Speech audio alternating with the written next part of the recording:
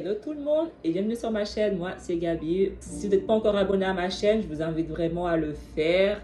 Activez également la cloche de notification. Je vous invite également à me suivre sur TikTok où je poste quasiment tous les jours, c'est ma plateforme principale.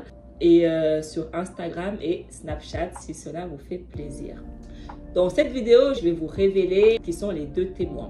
Dieu m'a fait cette grâce de me révéler qui sont les deux témoins dont nous parle le livre d'Apocalypse 11. Comme je vous avais dit, Dieu m'avait guidé vers la chaîne YouTube d'une fille.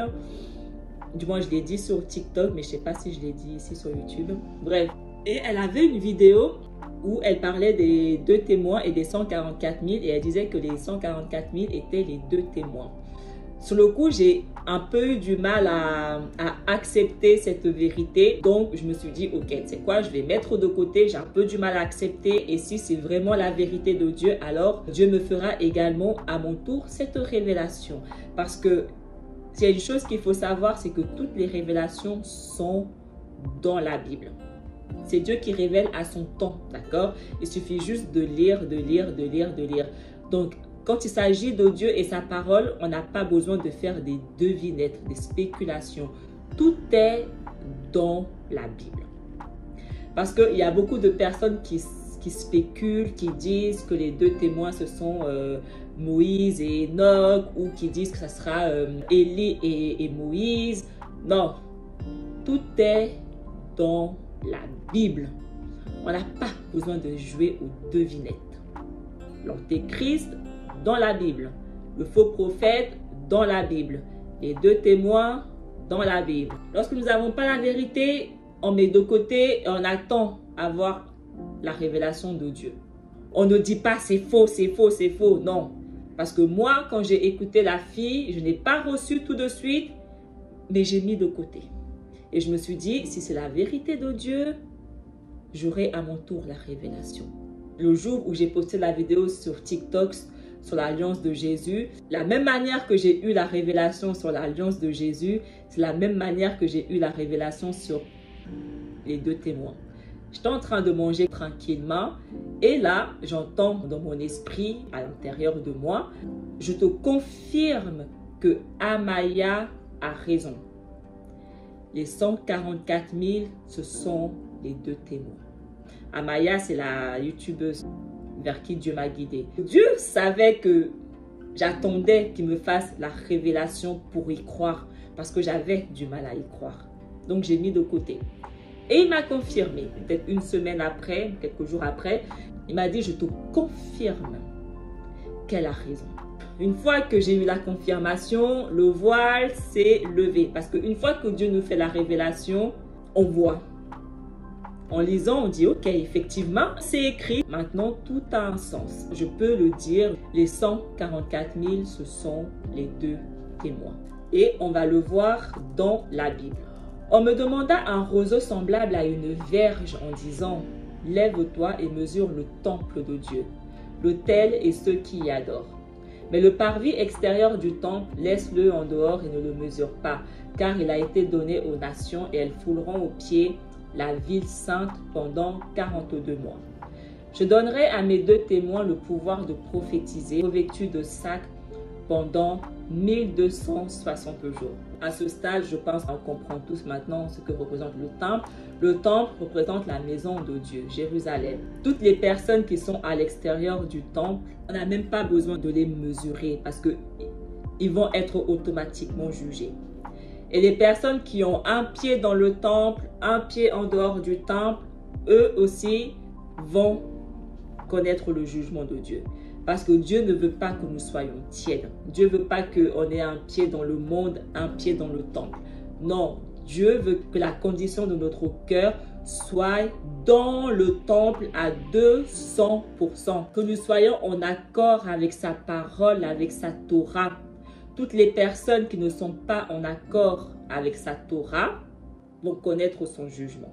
Et le pouvoir dont Dieu parle, que les deux témoins auront, se trouve dans la prophétie. Ça sera ça leur pouvoir. Prophétiser. Donc Dieu va ajouter le pouvoir dans leurs mots, dans leur prophétie.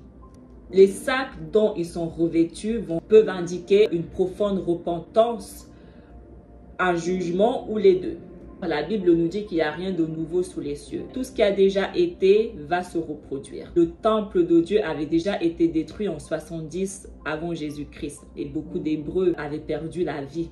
Ça va se reproduire. Dieu va rejuger les enfants d'Israël et beaucoup vont périr parce qu'ils ne sont pas dans le temple. Dieu nous dit que c'est à ces deux témoins qu'il va donner ce pouvoir de prophétiser. Et si nous lisons Ésaïe 43, Dieu nous dit qui sont ces deux témoins à qui il va donner ce pouvoir de prophétiser. Ainsi parle maintenant l'Éternel, qui t'a créé, ô Jacob, celui qui t'a formé, ô Israël. Ne crains rien, car je te rachète. Je t'appelle par ton nom, tu es à moi. Que toutes les nations se rassemblent et que les peuples se réunissent. Qui d'entre eux a annoncé ces choses? Lesquels nous ont fait entendre les premières prédictions? Qu'ils produisent leurs témoins et établissent leurs droits. Qu'on écoute et qu'on dise, c'est vrai. Vous êtes mes témoins, dit l'Éternel, vous et mon serviteur que j'ai choisi, afin que vous le sachiez, que vous me croyiez et compreniez que c'est moi. Avant moi, il n'a point été formé de Dieu, et après moi, il n'y en aura point.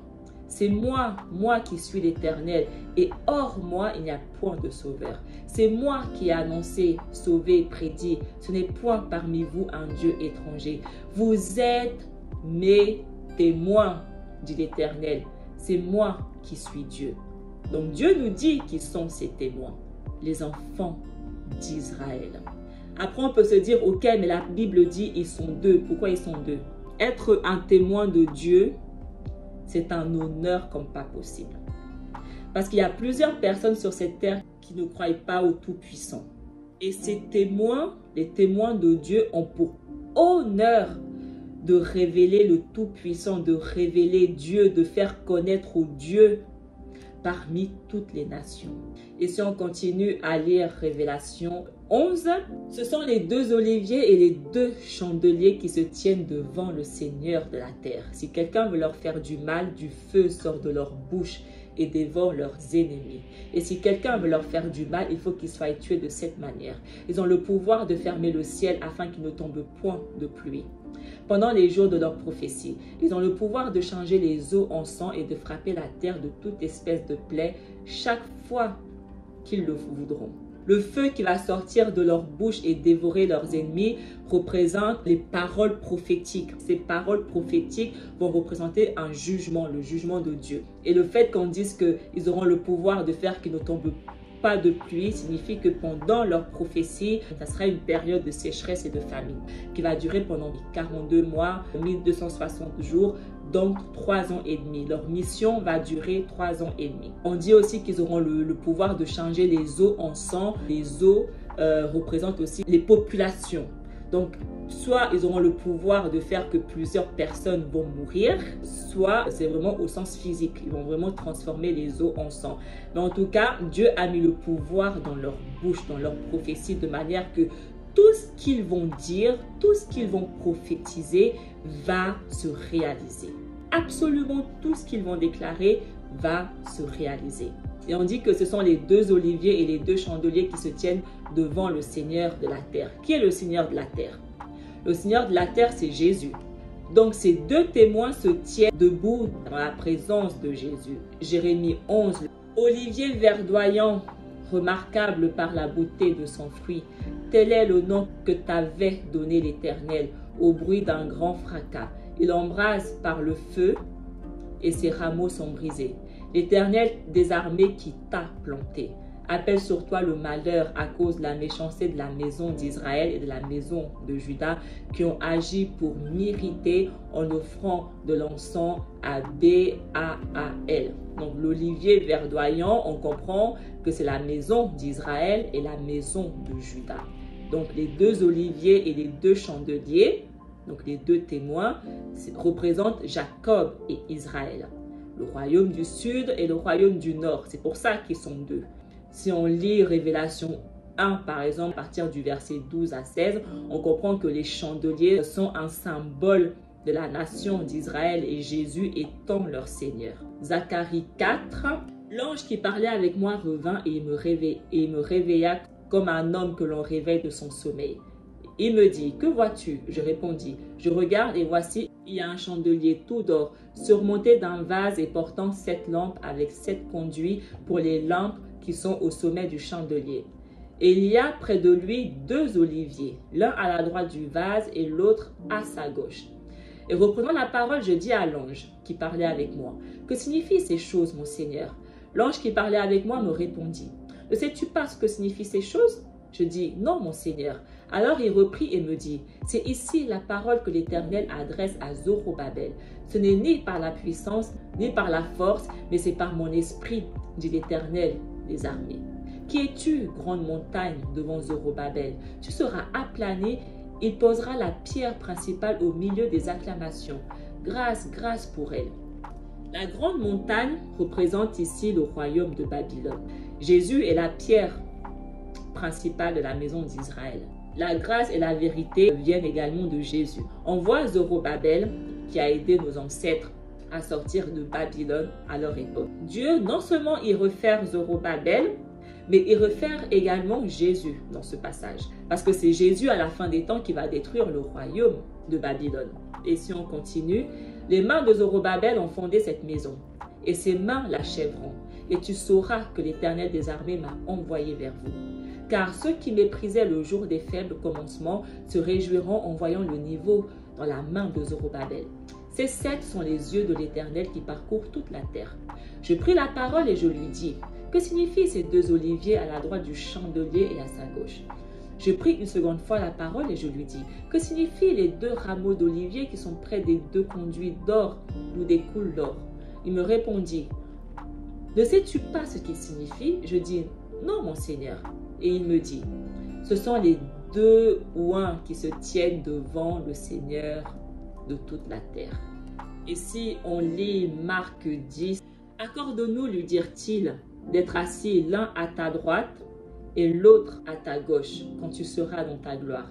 Jésus leur répondit, vous ne savez ce que vous demandez. Pouvez-vous boire la coupe que je dois boire ou être baptisé du baptême dont je dois être baptisé? Nous le pouvons, dirent-ils. Et Jésus leur répondit, il est vrai que vous boirez la coupe que je dois boire et que vous serez baptisés du baptême dont je dois être baptisé. Mais pour ce qui est d'être assis à ma droite ou à ma gauche, cela ne dépend pas de moi et ne sera donné qu'à ceux à qui cela est réservé. Cette place est réservée aux 2 oliviers et aux 2 chandeliers, les 2 témoins. Et Matthieu 20, versets 20 à 24 confirme ça. Alors la mère des fils de Zébédée s'approcha de Jésus avec ses fils et se prosterna pour lui faire une demande. Il lui dit, que veux-tu? Ordonne, lui dit-elle, que mes 2 fils que voici soient assis dans ton royaume, l'un à ta droite et l'autre à ta gauche. Jésus répondit, vous ne savez ce que vous demandez. Pouvez-vous boire la coupe que je dois boire? Nous le pouvons, dirent-ils. Et il leur répondit, il est vrai que vous boirez ma coupe, mais pour ce qui est d'être assis à ma droite et à ma gauche, cela ne dépend pas de moi et ne sera donné qu'à ceux à qui mon Père l'a réservé. Les 10, ayant entendu cela, furent indignés contre les 2 frères. Ces 2 oliviers et chandeliers sont ceux qui ont été choisis par Dieu pour une mission très spéciale, un but très spécial. C'est un appel de très haut niveau.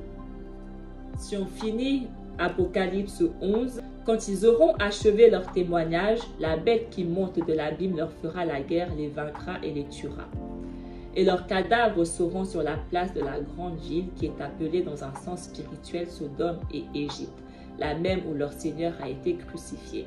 Des hommes d'entre les peuples, les tribus, les langues et les nations verront leurs cadavres pendant 3 jours et demi et ils ne permettront pas que leurs cadavres soient mis dans un sépulcre.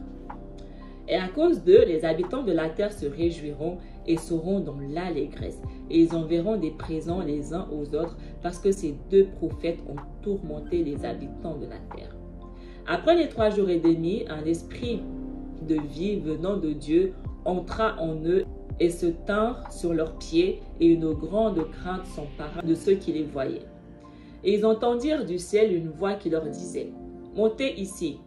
et ils montèrent au ciel dans la nuée et leurs ennemis les virent. À cette heure-là, il eut un grand tremblement de terre et la 10e partie de la ville tomba. 7000 hommes furent tués dans ce tremblement de terre et les autres furent effrayés et donnèrent gloire au Dieu du ciel. Mission accomplie des 2 témoins. Magnifique. Et quand on lit ça, on comprend le niveau de méchanceté qu'auront les hommes à cette période-là. Et on comprend que cela va se passer à la fin de la 6e trompette. Après, la question que l'on peut se demander, c'est ok, mais quand est-ce que ces 2 témoins vont se manifester? Est-ce qu'ils vont se manifester qu'une fois? Est-ce qu'ils vont se manifester uniquement à notre époque, à notre temps? Ou est-ce qu'ils se sont manifestés à l'époque de Jésus, au temps d'Abraham? La réponse est oui pour toutes ces périodes-là.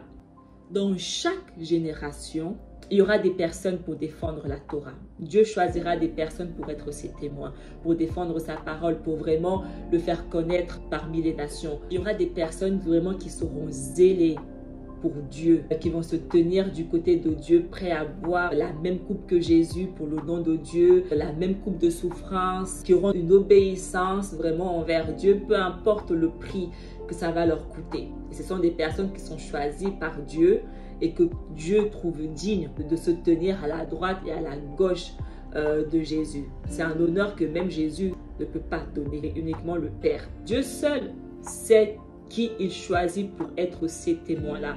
Donc, dans chaque génération, Dieu aura des témoins. Et à notre époque, à notre génération, la Bible nous dit que ces témoins que Dieu va choisir, ce sont les 144 000. Parce qu'ils suivent l'agneau partout où il va. Voilà le rôle des 144 000, être les 2 témoins de Dieu. À la fin des temps, il y aura des personnes qui seront tellement zélées pour Dieu et sa parole et ils auront le privilège de faire partie de ces 2 témoins. Si on lit Révélation 12, il eut une guerre dans le ciel. Michael et ses anges combattirent contre le dragon. Et le dragon et ses anges combattirent. Mais ils ne furent pas les plus forts et leur place ne fut plus trouvée dans le ciel. Et il fut précipité. Le grand dragon, le serpent ancien, appelé le diable et Satan, celui qui séduit toute la terre, il fut précipité sur la terre et ses anges furent précipités avec lui. Et j'entendis dans le ciel une voix forte qui disait, « Maintenant le salut est arrivé et la puissance et le règne de notre Dieu et l'autorité de son Christ, car il a été précipité. L'accusateur de nos frères, celui qui les accusait devant notre Dieu jour et nuit. Ils l'ont vaincu à cause du sang de l'agneau et à cause de la parole de leur témoignage. Ils n'ont pas aimé leur vie jusqu'à craindre la mort. C'est pourquoi réjouissez-vous, cieux, et vous qui habitez dans les cieux. Malheur à la terre et à la mer, car le diable est descendu vers vous, animé d'une grande colère, sachant qu'il a peu de temps. Lorsque Satan a été précipité sur la terre, il a emmené avec lui la persécution. Les témoins choisis par Dieu, ils témoignent ce qu'il représente, notamment Jésus. Et Jésus représente le Père. Donc ces 2 témoins marchent comme Jésus a marché, suivant l'agneau partout où il va. Ils doivent boire la coupe dans laquelle Jésus a bu, une coupe de souffrance et de martyre. C'est important de comprendre que ce n'est pas tout le monde qui témoigne de Jésus qui font partie des 2 témoins. C'est Dieu qui choisit qui vont faire partie des 2 témoins. Donc, si vous faites partie des 2 témoins, vous avez déjà reçu de la part de Dieu cette indication, votre appel. Qu'est-ce que cela va ressembler pour vous? Moi, par exemple, il y a quelques jours, Dieu m'a donné une prophétie sur une personne. Je ne vais pas vous dire la prophétie. Ça concerne que cette personne en question. Cette personne, ça fait 2 ans et demi qu'on ne se parle pas, plus ou moins qu'on ne s'est pas vu. Quand je me suis réveillée de ce rêve, l'Esprit m'a dit, cette personne fait partie des 2 témoins. Et la prophétie que Dieu m'a donnée confirme vraiment le rôle que va avoir les 2 témoins. Et 2 jours après que j'ai reçu cette prophétie, cette personne m'a écrit. Alors ça faisait 2 ans et demi qu'on ne se parlait pas et qu'on ne s'était pas vu. Dieu commençait déjà à faire un shift sur elle. Et elle m'a confié qu'elle commençait à chercher Dieu et qu'elle avait besoin que je la guide. Donc Dieu m'a attribué le rôle de guider cette personne afin qu'elle reçoive le Saint-Esprit et afin qu'elle puisse accomplir la mission des 2 témoins. Parce que Dieu l'a choisi pour faire partie des 2 témoins. Quand je me suis réveillée de ce rêve, j'ai rendu grâce à Dieu. Ça confirme déjà que les 144 000 sont déjà en train d'être marqués parce que elle fait partie des 144 000. Donc, si vous faites partie des 2 témoins, vous devez déjà probablement le savoir. Dieu doit déjà probablement vous donner des indications dessus. Après, est-ce qu'il faut forcément souffrir de la même manière que Jésus a souffert pour faire partie des 2 témoins? Pas forcément. Il y a plusieurs personnes qui ont fait partie des témoins de Dieu, mais qui n'ont pas forcément souffert comme Jésus a souffert. Mais pour la plupart des témoins, oui. Il faut comprendre que le désir de Satan, c'est de faire taire la parole de Dieu. Donc, toutes les personnes qui vont témoigner de Jésus, Satan aura envie de les faire taire. Mais seul Dieu a réellement ce pouvoir-là. 2 Timothée 3. Or, tous ceux qui veulent vivre pieusement en Jésus-Christ seront persécutés. Mais les hommes méchants et imposteurs avanceront toujours plus dans le mal, égarant les autres et égarés eux-mêmes. Toi, demeure dans les choses que tu as apprises et reconnues certaines, sachant de qui tu les as apprises. Dès ton enfance, tu connais les saintes lettres qui peuvent te rendre sage à salut par la foi en Jésus-Christ. La position de notre cœur est très déterminante pour affronter la tentation qui va subvenir. Seules les personnes qui aiment Dieu plus que leur propre vie seront sauvées. Je répète cette phrase. Seules les personnes qui aiment Dieu plus que leur propre vie seront sauvés. Je rends gloire à Dieu parce que je suis en mesure de parler et de vraiment vous révéler toutes ces choses. Parce que en fait, à travers moi, c'est Dieu qui parle. Si Dieu ne me révèle rien, je n'ai absolument rien à vous révéler. Si Dieu ne me parle pas, je ne peux rien vous dire. Tout ce que je me dis, c'est parce que Dieu me révèle. On doit vraiment rendre grâce à Dieu pour toutes ces révélations, toutes ces vérités. Est-ce que tous les 144 000 vont mourir? Ça, je ne sais pas. Mais en tout cas, une majorité des 144 000 qui font partie des 2 témoins vont mourir. Beaucoup disent que les 144 000 vont aller évangéliser, qu'à travers eux, plusieurs personnes d'autres vont être sauvées. Non, ce n'est pas biblique, ce n'est pas vrai. Leur mission sera de témoigner de Jésus, de prophétiser. Et une fois qu'ils auront terminé leur mission, ils vont mourir. Mais ils vont ressusciter 3 jours après, tout comme Jésus. C'est tout pour cette vidéo. J'espère que ça vous a éclairé. En attendant, abonnez-vous à ma chaîne, partagez, likez, commentez. Et on se retrouve très bientôt pour une nouvelle vidéo.